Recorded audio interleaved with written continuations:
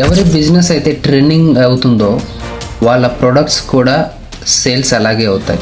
కానీ ఈ విషయంలో మాత్రం వాళ్ళు ఆన్లైన్లో పికిల్స్ మాత్రమే కాదు, బూతులు కూడా డెలివరీ చేస్తారు.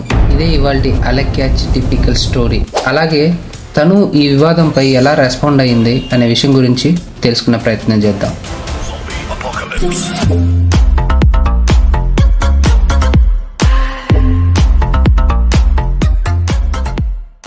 హాయ్, నా పేరు బిఎన్ రాజ్. మీరు చూస్తున్నారు BN Raj official. Welcome to my channel. ఏదైనా ఒక బిజినెస్ని స్టార్ట్ చేసి దాన్ని ప్రమోట్ చేసి సేల్స్ చేయడం చాలా కష్టం. అది చిన్న విషయం కాదు కానీ అలెక్యా చిట్టి పిక్కల్స్ అనే బ్రాండ్ ముగ్గురు అక్కా చెల్లెళ్ళు కలిసి స్టార్ట్ చేశారు. మొదట్లో బాగానే నడిచింది, ఆన్లైన్ లో బాగా ఫేమస్ అయ్యారు. కానీ వాళ్ళ రేట్లు చూస్తే మతి పోవాల్సిందే. ఇష్టమైన వాళ్ళు కొన్నారు, ఇష్టం లేని వాళ్ళు వదిలేశారు. కానీ ప్రైస్ ఎక్కువ ఉందని చెప్పి వీళ్ళ బిజినెస్ మీద నెగిటివిటీ పడింది. వాళ్ళకున్న ఫాలోవర్స్ తో పోల్చుకుంటే వాళ్ళకు వస్తున్న ఆర్డర్స్ తక్కువే. మిగిలిన వాళ్ళతో కంపేర్ చేసుకుంటే సక్సెస్ లోనే ఉన్నారు. ఎక్కడైనా సరే రేట్ ఎక్కువ ఎందుకు ఉంది అని అడిగితే దానికి తగ్గ సమాధానం చెప్తారు. మేము వాడే ప్రోడక్ట్ క్వాలిటీ ఉండటము, లేదా ప్రైస్ పెంచడానికి గల కారణాలు చెప్తారు, లేదా మా బ్రాండింగ్ కి ఇంతే ప్రైస్ ఉంటుంది అని చెప్పి చెప్పొచ్చు. బట్ వీళ్ళు మాత్రం అలా కాదు. ఫ్రస్ట్రేషన్ తో బూతులు తిట్టేశారు. ఆడ మగ అనే తేడా లేకుండా ఎవరైతే ఎక్కువ ప్రైజ్ ఉంది అని అడుగుతారో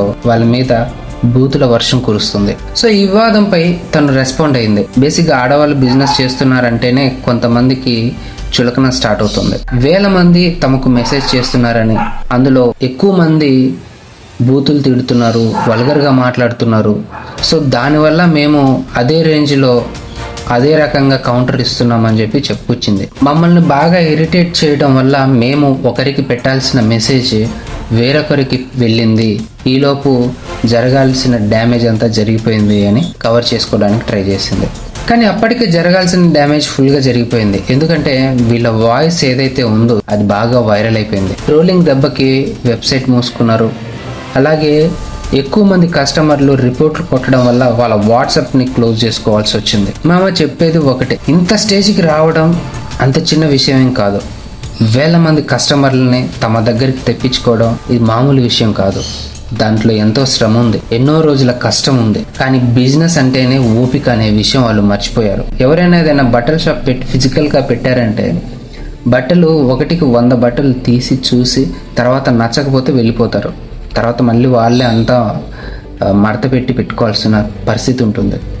కానీ వీళ్ళు ఆన్లైన్లో పికిల్స్ అమ్ముతున్నారు. సో చాలా రకాలుగా మెసేజెస్ వస్తాయి.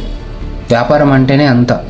వాళ్ళకి సహనంగా రెస్పాన్స్ అయితేనే మన బిజినెస్ అనేది ముందుకు చేయగలుగుతాము. ఆన్లైన్లో బిజినెస్ అంటేనే అది ఆడవాళ్ళు చేస్తున్నారంటే చాలా మంది పోగిరిగాళ్ళు రెడీగా ఉంటారు. వాళ్ళని కూడా ఎదుర్కోవాలి, తప్పదు. కాకపోతే జెన్యున్ కస్టమర్లను కూడా అదే రకంగా ట్రీట్ చేస్తే ఉన్న కస్టమర్లు పోతారు. బూతులతో రిప్లై ఇచ్చిన ఒక్క ఆడియో వాళ్ళ కష్టాన్ని నాశనం చేసేసింది.